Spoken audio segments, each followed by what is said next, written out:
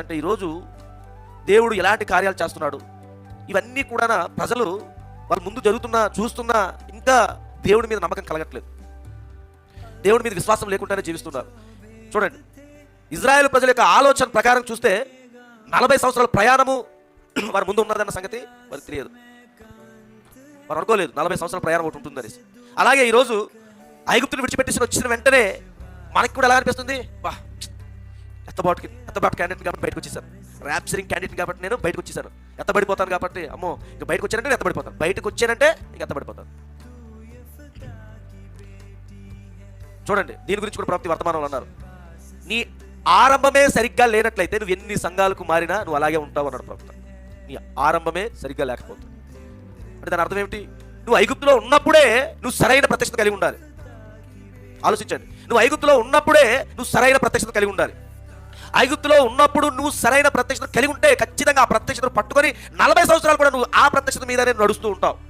కాబట్టి నువ్వు ఐగుప్తును ఎమోషన్స్తోనో, ఐగుప్తుని మా అన్న వెళ్ళిపోతున్నాడనో, ఐగుప్తుని మా అక్క వెళ్ళిపోతుందనో, ఐగుప్తుని విడిచిపెట్టడానికి అన్నింటినీ వీళ్ళు చూసుకుని పరిగెట్టడం కాదు. వ్యక్తిగతంగా నువ్వు ఎందుకు బయటకు వచ్చావు తెలియాలి. నీకు వ్యక్తిగతంగా నువ్వు దేనికోసం బయటకు వచ్చావని తెలియాలి. తెలుసుకో, ఎత్తబాటు అనేది బయటకు వచ్చినట్టు జరిగిపోయే కార్యం కాదు. 40 సంవత్సరాల ప్రయాణం ఉన్నది. ఈ 40 సంవత్సరాల ప్రయాణంలో దేవుడు పరీక్షిస్తుంటాడు. కాబట్టి నువ్వు ఎక్కడున్నావు ఆలోచించుకో. నువ్వు దేనికి వచ్చేసావు సంబరపడాల్సిన పని లేదు.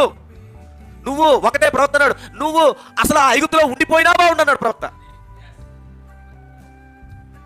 అందుకే వర్తమానం గత వారంలో ప్రారంభించినప్పుడు నీకు ఒక మాట చెప్పాను, దేవుడితో ఆటలాడొద్దు అన్నాడు ఆయన, సంఘముతో ఆటలాడుకోవద్దు అంటున్నాడు ఆయన. నువ్వు వచ్చి బయటకు వచ్చి నీ ఇష్టానుసారమైన జీవితం జీవించడానికి వీల్లేదు. మోషే ఏది చెప్తున్నా చెయ్యి అంతే. నువ్వు మోషే నాయకత్వంలో ఉన్నావు, మోషేని దేవుడు నడిపిస్తున్నాడు, మోషేతో దేవుడు వ్యవహరిస్తున్నాడు. ఓ మోషే పైకెక్కిరా అన్నాడు, మోషే దేవుడి ముఖాముఖిగా చూశాడు. కాబట్టి ఈ రోజు నువ్వు మోషేని వెంబడించాలి. నువ్వు బయటకు వచ్చిన తర్వాత నీ ఇష్టానుసారమైన జీవితం జీవించి లోకానుసారమైనటువంటి అలవాట్లన్నిటికీ అలవాటు చేసుకొని ఆ పెంట అంతటి తీసుకొచ్చి మరి సంఘంలో రుద్దొద్దు.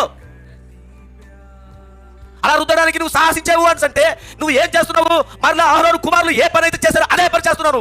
దహించుతున్నటువంటి అగ్ని ఆపేసి, నీ మత్తు నిద్రతో ఆపేసి, నీ సోమరిపోతనంతో నువ్వు ఆపివేసి, మరలా ఎవరు చూడట్లేదని చెప్పేసి ఆ మానవుడు సృష్టించినటువంటి అగ్ని తీసుకొచ్చి ఆ బలిపీఠం దగ్గర నువ్వు మంట వెలిగించేస్తే మనుషులు చూడకపోవచ్చు, అహరోను చూడకపోవచ్చు, మోసే చూడకపోవచ్చు, అక్కడ సమాజం చూడకపోవచ్చు, సంఘం చూడకపోవచ్చు, కానీ సర్వశక్తి గల దేవుడు చూస్తున్నాడు. సర్వశక్తి గల దేవుడు చూస్తున్నప్పుడు ఊరుకుంటాడా? మారడానికి అప్ప చెప్తాడు. అందుకు నువ్వు బయటకు వచ్చినప్పుడు చాలా చాలా జాగ్రత్తగా ఉండాలి. వచ్చారంటే దాని అర్థము నీ ఇష్టానుసారమైన జీవితం జీవించేసి లోకానుసారంగా ఉండి నీ బతుకంతా వీడ్చేసి మంచంతా తీసుకొచ్చి మళ్ళీ సంఘం మీద కూర్చోడం అంటే నువ్వు దేవుడితో ఆటలాడుకుంటున్నావు. దేవుడితో ఆటలాడుకునే సమయం కాదండి, మోసేతో నడవాల్సిన సమయం ఇది. మోసే ఎక్కడ ఆగమంటే అక్కడ ఆగాలి, వర్తమానం ఎక్కడ ఆగమంటే అక్కడ ఆగిపో.